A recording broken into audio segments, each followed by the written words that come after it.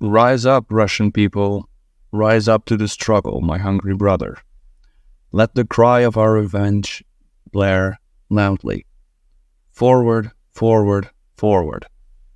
For too long we have swallowed humiliation, and for too long we have subjected ourselves to nobility. Let's stretch our mighty backs, and show the enemy our true power. Together, mighty army, we shall plunder their lavish palaces. Let us win back Mother Russia, and end serfdom.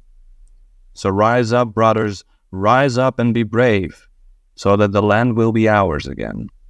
And let's hang the lackeys of that vampire Tsar on the branches of the highest trees. Roughly translated, this is the farmer's song from 1917. Not much information can be found about it, but it does really show the sentiments of the Russian people in regards to the Tsarist regime. A few things about this song are interesting. Take, for example, the excerpt, "Let us win back Mother Russia." Apparently the people, or at least the writer or writers of this song, had the feeling that it was an endeavor of national and patriotic importance to remove the Tsar from office. Another thing that stood out to me was the excerpt, "And let's hang the lackeys of that vampire Tsar on the branches of the highest trees." So apparently, not only the Tsar had to pay for his sins, but along with him, all his supporters.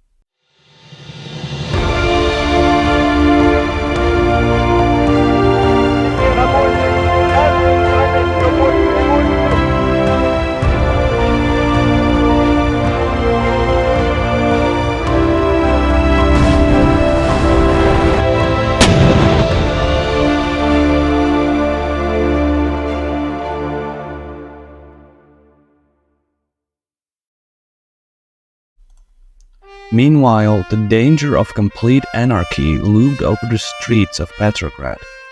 The goal of both the left and right wing of the Duma building was to restore order on the streets.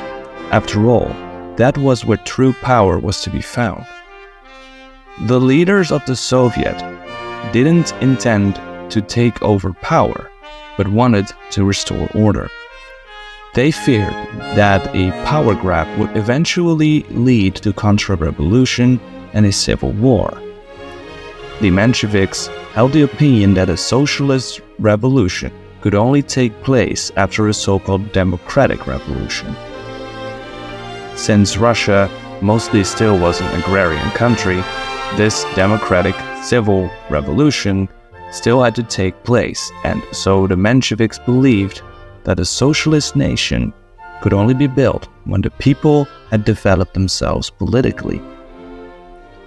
Trotsky called this the paradox of revolution, a revolution that started on the streets, ended in the coming of a government that was shaped in the higher echelons of society. On the 1st of March, an agreement was reached between the constitutionals and the socialists. The leaders of the Duma would form a provisional government as long as the government adhered to the democratic principles set out by the Soviets. A dualistic power was formed. The principles, however, left so much room for initiatives by the people that it still produced a strong desire for a stronger authority. Once the Tsar heard about the mutiny in Petrograd, the Tsar appointed General Ivanov to replace Kovalov as head of the military district of Petrograd and gave orders to lead a punitive expedition. The Tsar intended to go to Tsarskoye Selo in order to join his family, but the train was stopped and he couldn't move further than Pskov. Commander Alexeyev retreated, afraid of more mutiny. The news left the Tsar no choice but to abdicate, and did so on the 2nd of March 1917 at 11:50 p.m. He handed over power to his son. His son, however, was severely ill, and he also had to abdicate in his name. He therefore handed over power to his cousin Mikhail. But once the people on the streets of Petrograd heard about the news and demanded his abdication also, he also abdicated. That day, 300 plus years of monarchy in Russia ceased to exist. The fact that he, Nicholas, abdicated himself and handed over power shows that he held on to his status as autocrat. He would rather die as an autocrat than to hand over some of his power to a democratic government and survive. The people rejoiced. Everywhere red flags were raised. Symbols of the monarchy, such as the two-headed eagle, were taken down. Eventually, the feeling of joy spread through the countryside. The fall of the Tsar meant the liberation of the country. The myth that the people couldn't live without the Tsar was shattered beyond recognition. Research conducted by the Duma, based on reports made by representatives in the countryside, said the following: the long-held belief that the Russian farmer dedicates his life in service of the Tsar, and that he can't live without him, was destroyed by the general feeling of joy and relief once the farmers realized that, in reality, they were in fact able to live without him. Now the farmers say the Tsar brought his fall on himself, and he only brought us misery. Even though the ranks of the supporting organs of the monarchy, such as the church, military, and police, were filled with monarchists, none of them were willing to try and reinstall the monarchy. This would have meant suicide. In fact, interestingly, many of the nobility, albeit the liberals, saw the downfall of the monarchy as something that was to be welcomed. The system was rotten already and everybody knew it.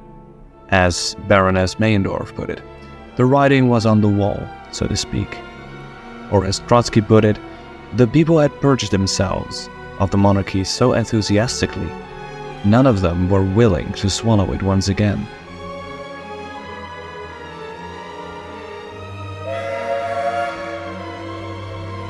On the 3rd of April 1917, a train arrived at Finland Station.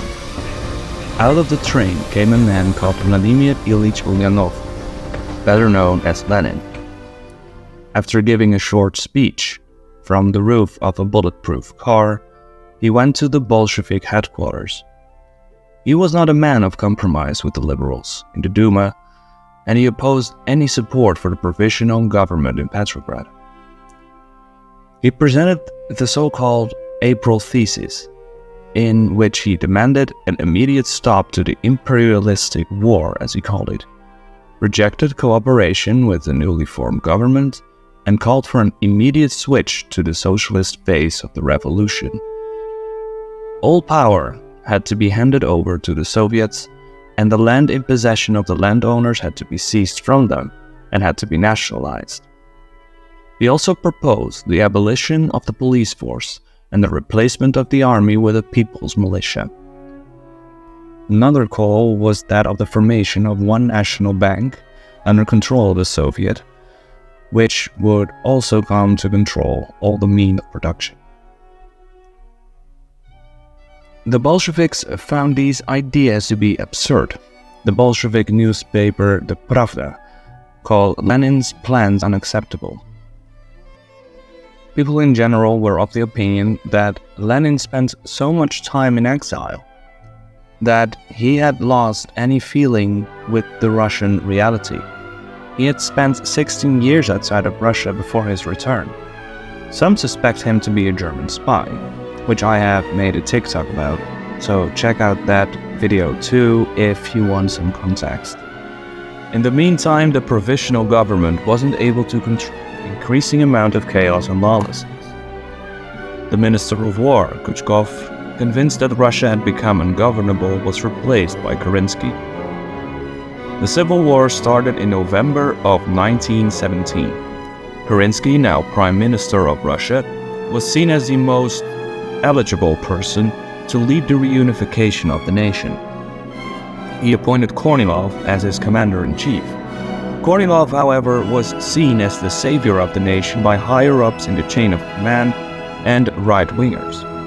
With their support, he tried to put into place more far-reaching reactionary measures, such as the reinstallment of the death sentence for civilians, and militarization of the railways as well as the weapon industry, and a prohibition of labor organizations. All things considered, this was a call for martial law, which was a serious threat to the Soviets.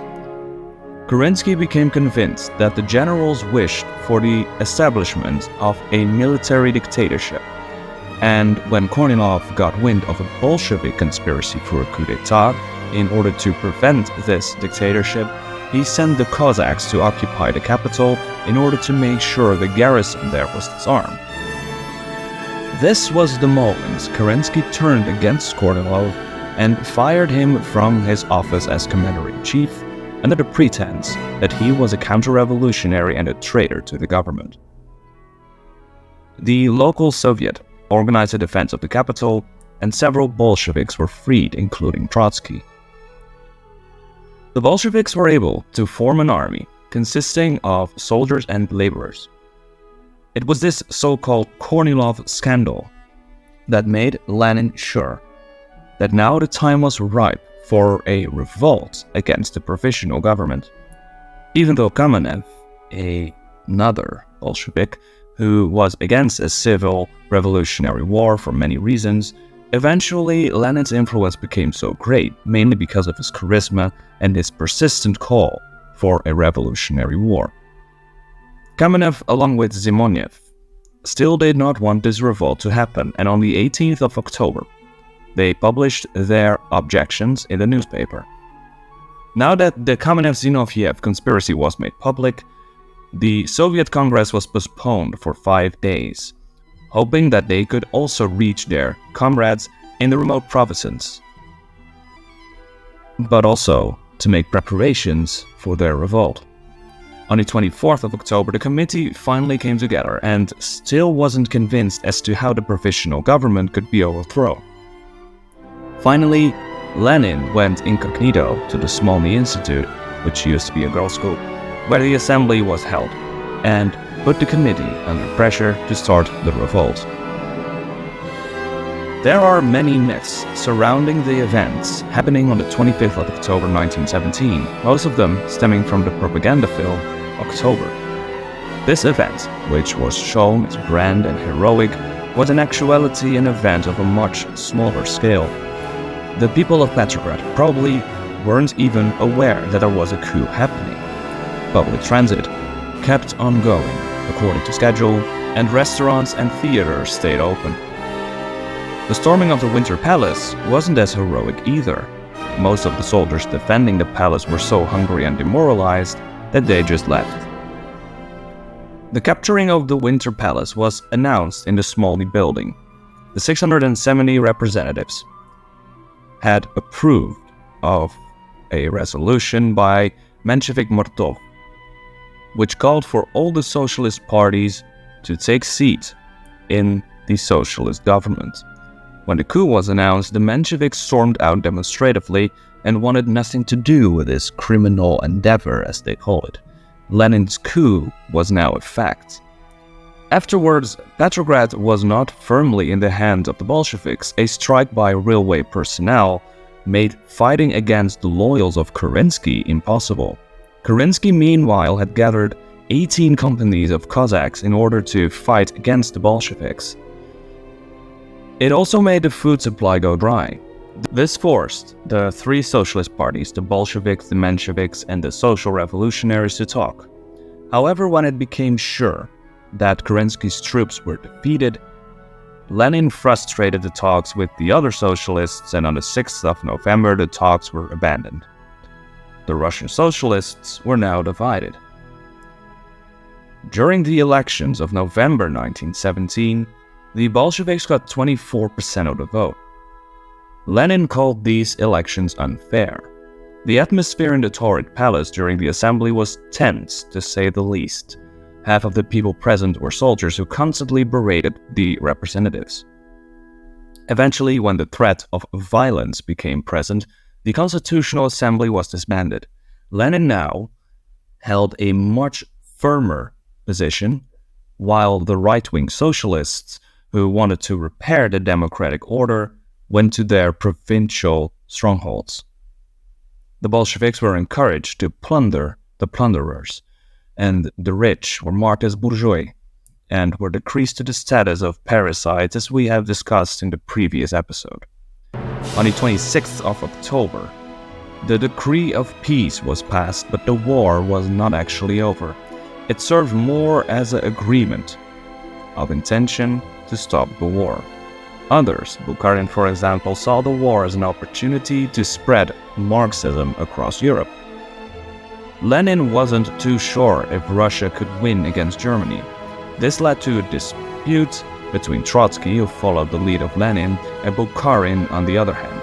Trotsky made several attempts to make peace with the Germans at Brest-Litovsk.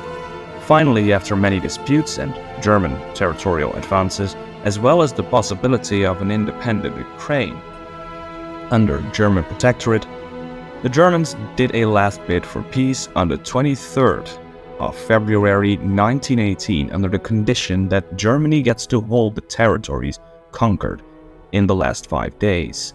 Although reluctantly, Lenin signed a declaration of peace and war was over in Russia. While all of this was happening, the Romanovs were placed under house arrest after the abdication of Tsar Nicholas. Living a relatively comfortable life in the city of Tsarskoye Selo with his family since March of 1917, Kerensky moved them to Tobolsk in the middle of August, afraid for their safety. He intended to move them to Great Britain, but George V was afraid that he would alienate himself from the Labour Party. He rejected. Once the Bolsheviks had taken power, their freedom of movement was limited, and they were moved to Yekaterinburg. Around 2 a.m. on the 17th of July 1918, while in the Ipatayev house, the Romanovs were moved to the cellar of the building under the pretense that there was heavy fighting outside, and they had to be brought to safety. Nicholas carried his son, who was ill due to his hemophilia. 2 chairs were put down, one for Alexandra, one for Alexei. Then the order to kill the Romanovs was read out to them. After Nicholas asked to repeat what was being said, the whole family was shot dead. Although disputed, Lenin himself gave the order. The assassination was especially tragic because the daughters of the family carried gold under their tunics, believing that they would be safe and could sell the gold later in their lives. However, the layers of gold underneath the tunics became a bulletproof vest once they were shot. This resulted in them being shot several times before they died. That concludes the first chapter of this series. During the next episode, we will enter into the next chapter and we will look into the events of the Civil War and how a new socialist order was taking shape. Thank you so much for watching. Please subscribe, like this video, and share. Talk to y'all later.